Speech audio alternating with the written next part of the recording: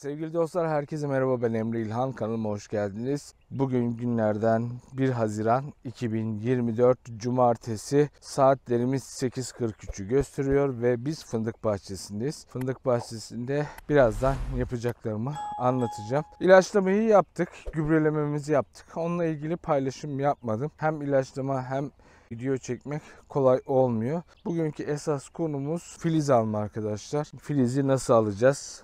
Nasıl yapacağız? Bu işi nasıl çözeceğiz? Arkadaşlar, işçi maliyetleri gerçekten yüksek bir oranda arttı. Yani bunu hiçbir zaman gocunmuyorum. Daha da fazlası olması gerektiğini düşünüyorum. Şu an filiz alma yevmiyesi 1000 TL gibi rakamlardan bahsediliyor. 1000 TL'ye de adam bulursanız çalıştırabiliyorsunuz. Şahsen adam da yok. Öyle söyleyeyim. Hani çalıştıracak adam da yok. Maalesef hem maliyet arttı hem de çalıştıracak adam yok. Tabii ki iş başa düştü. Biz de kendi işimizi kendimiz görmeye çalışacağız. Arkadaşlar, şu an işçi maliyetleri %65 oranında arttı. Ama fındık fiyatları bu şekilde artmayacak. Artması gerekiyor ama artmayacak. Gittikçe maliyetler artmakta ve gittikçe fındığın fiyatı gerilemekte. Nedense buna herkes göz yumuyor. Fındık fiyatı açıklanacak yine. Bir yaklaşıyoruz yani. Dalda fındık çok var ama fiyat düşecek. Aman şöyle olacak, aman böyle olacak. Arkadaş, bir malın değeri var ya. Yani bu malın değeri hiçbir zaman düşmez. Yani fındık dünyada en çok üretilen ülkelerden bir tanesi Türkiye. Ya başka yok. Adamlar deniyor, olmuyor yani. Olmuyor.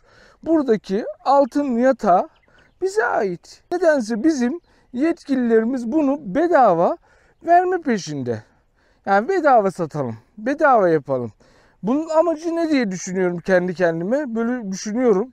Diyorum ki ya, fındık çiftçisinin hiçbir şekilde kazanmasını istemiyorlar. Biz niye hala Avrupa'nın sömürgesiyiz ya? Sömürgesi değildik hiçbir zaman da. Ama sağ olsun ticari olarak sömürülmeye devam ediyoruz. Sorarsanız biz sömürülmüyoruz. Tabii. Yani sömürülmüyoruz. Neyse arkadaşlar, bu konuda gerçekten sistemliyim. Yani ne kadar anlatsam bitiremem. Yani ürettiğimiz hiçbir şey değerinde olmuyor. Neyse arkadaşlar, konuyu çok fazla dağıttığımı düşünüyorum. Sabah sabah da kendi kendime konuşarak gerdim.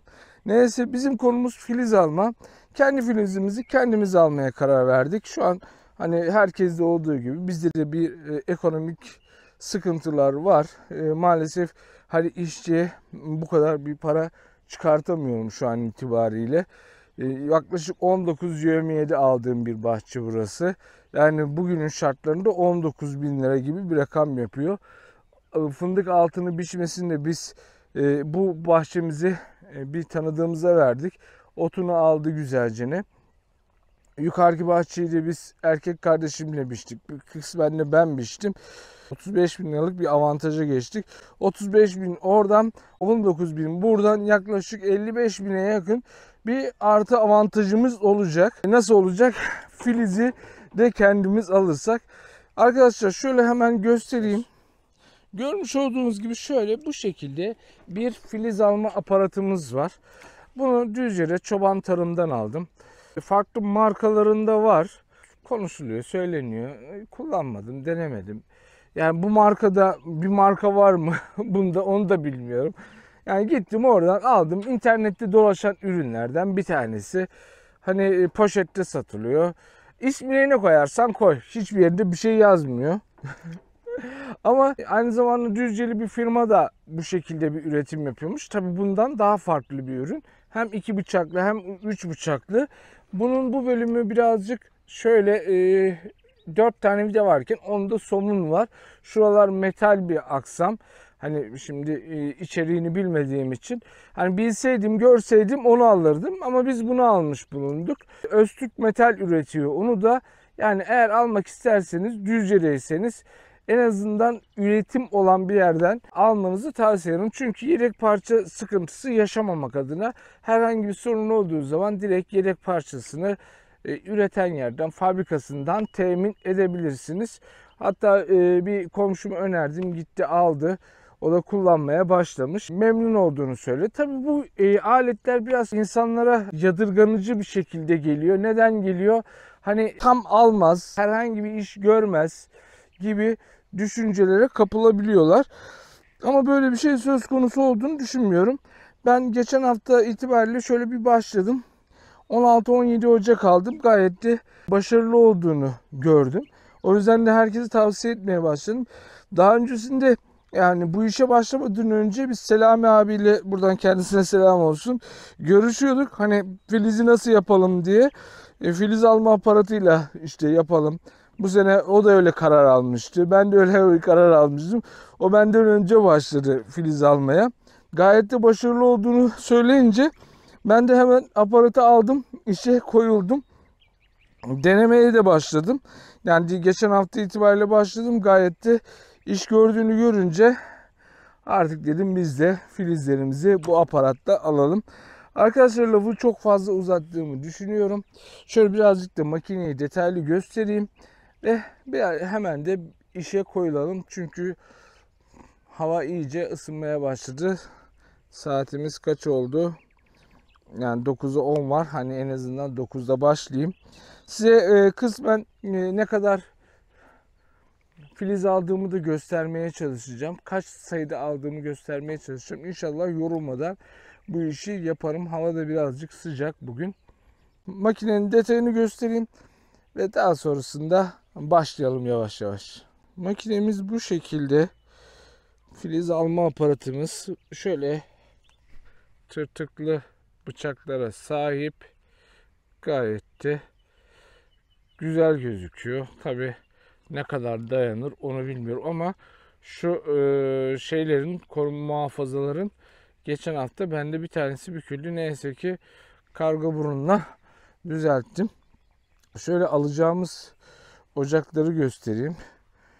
Görmüş olduğunuz gibi ocaklarımızın seviyesi bu.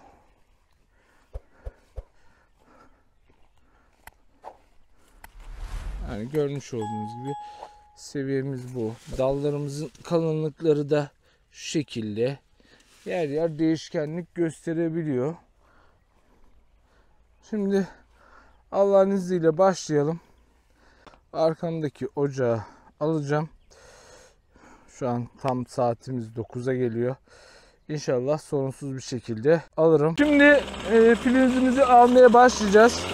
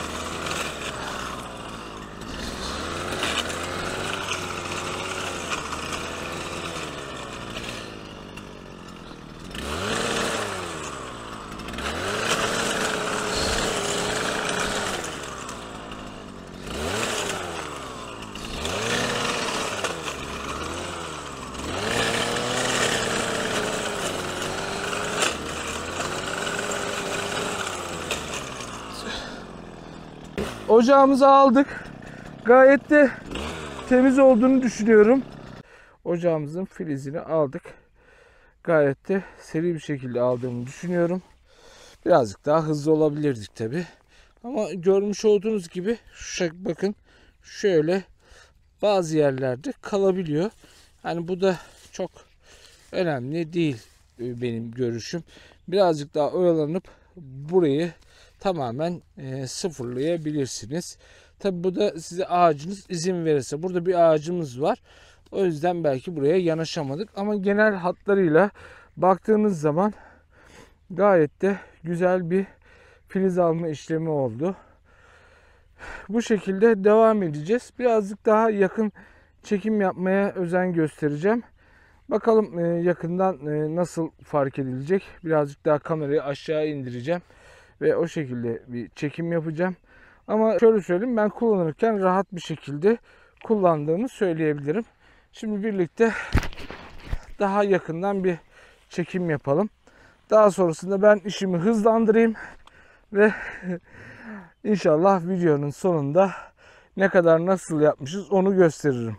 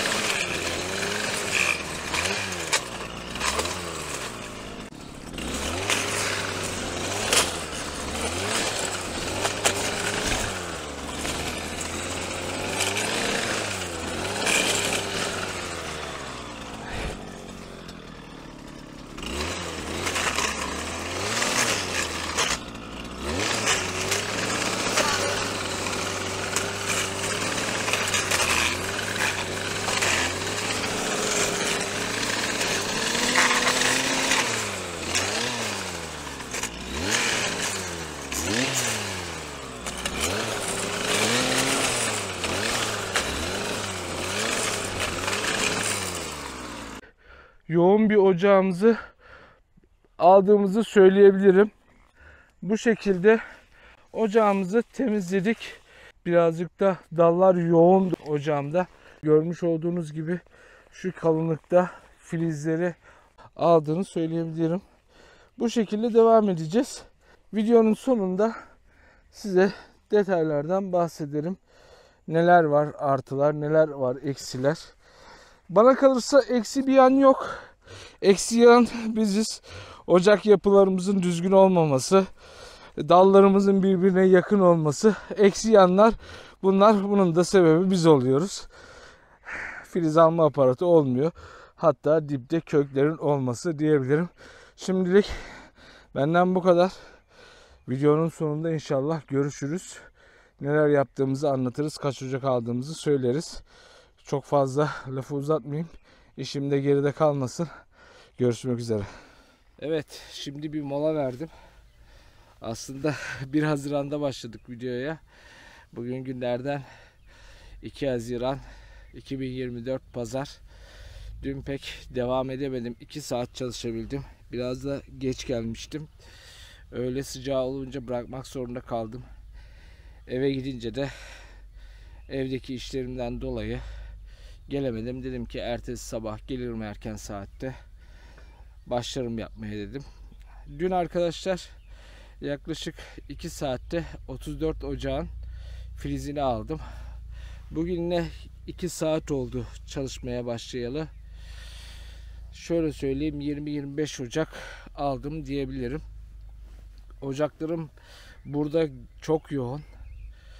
İnanılmaz derecede yoğun bir şekilde filiz var. Bu ocaklarım ne diye soracak olursanız yomra ve kara fındık ağırlıklı. Birazdan sizlere göstereceğim. Bir de filiz alma aparatım biraz sıkıntı yarattı diyebilirim. Bunu mutlaka söylemeliyim. Çünkü yaşattığı sıkıntıyı eğer sizler de yaşarsanız diye anlatmak istiyorum. Genellikle bana sıkıntı yaratan kısım şu görmüş olduğunuz kafes. Kafes maalesef yamuluyor, bakın. Yamulmuş ve gerçekten de bana zorluk çıkartıyor. Dün bayağı uğraştım. Bu kafes bir iki kez yamuldu. Bugün de aynı şekilde yamuldu ve elimde penseyle şöyle düzeltmeye çalışıyorum. Bakın ne kadar sıfır geçiyor. Şöyle penseyle birazcık açıyorum. Çok da kaliteli bir malzeme değil. Görüyorsunuz. Ve ikinci sıkıntımı göstereyim arkadaşlar. Şu görmüş olduğunuz zincir şurası sürekli yerinden çıktı ve ben de kendim bir çözüm buldum. Şöyle görmüş olduğunuz gibi telle bağlamak zorunda kaldım.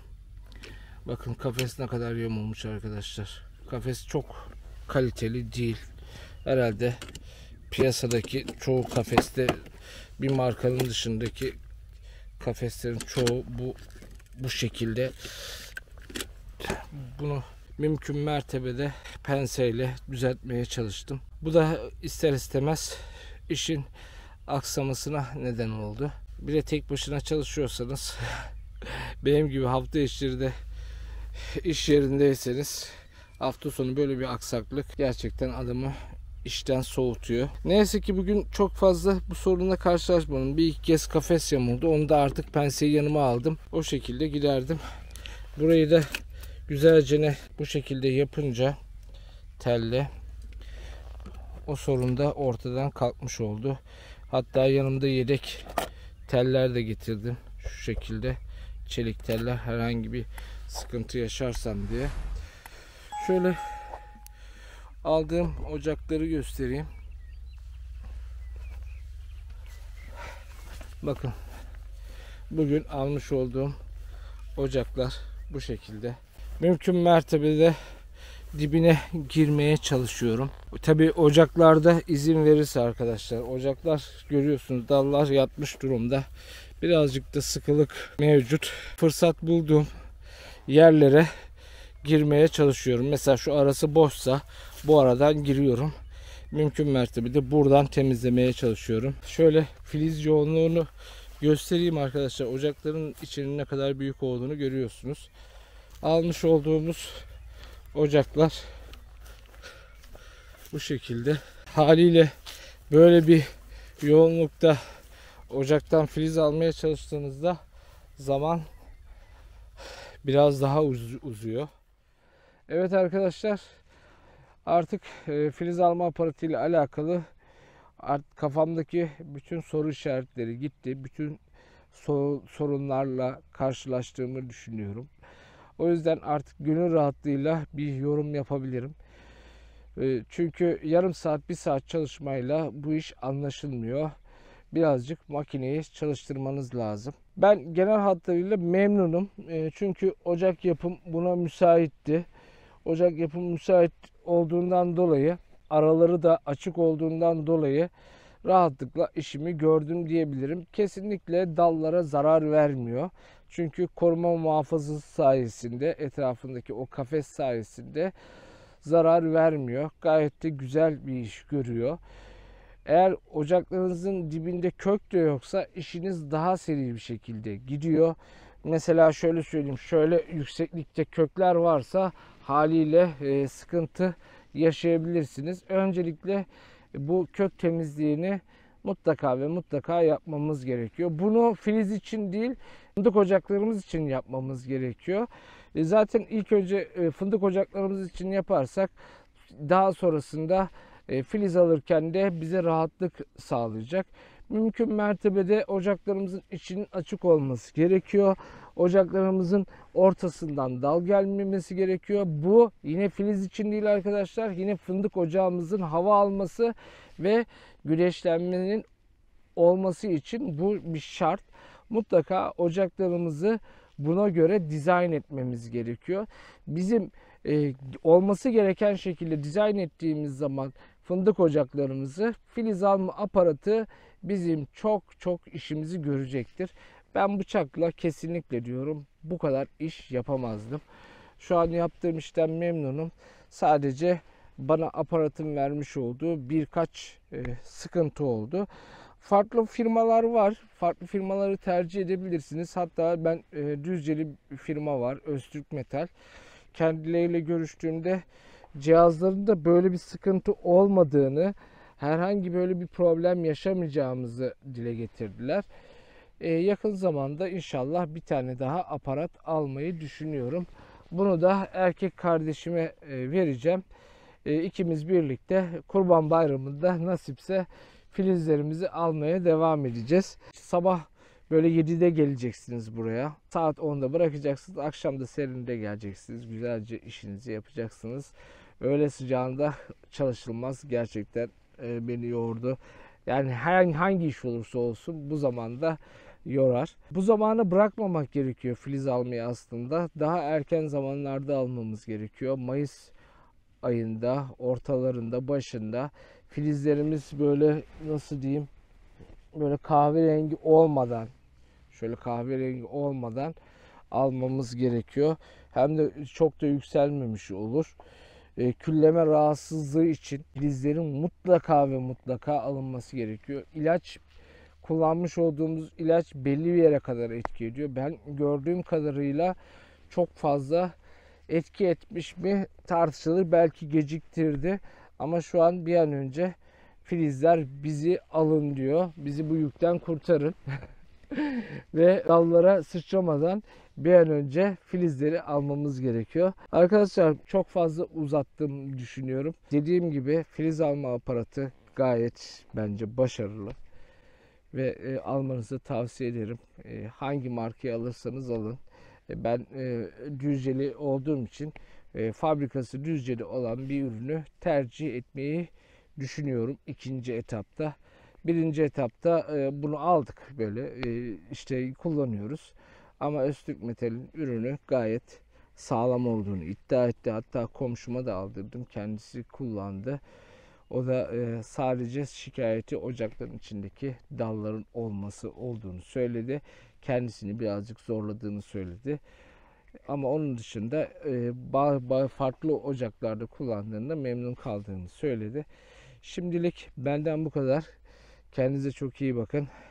Ben artık eve gideceğim. Birazcık dinleneceğim. Artık inşallah nasipse akşam üzeri serinde, eğer keyfimiz eserse gelip işimize devam edeceğiz. Hoşçakalın. Kendinize iyi bakın. Kanalıma abone olmayı, videolarımı beğenmeyi unutmayın. Hoşçakalın tekrar.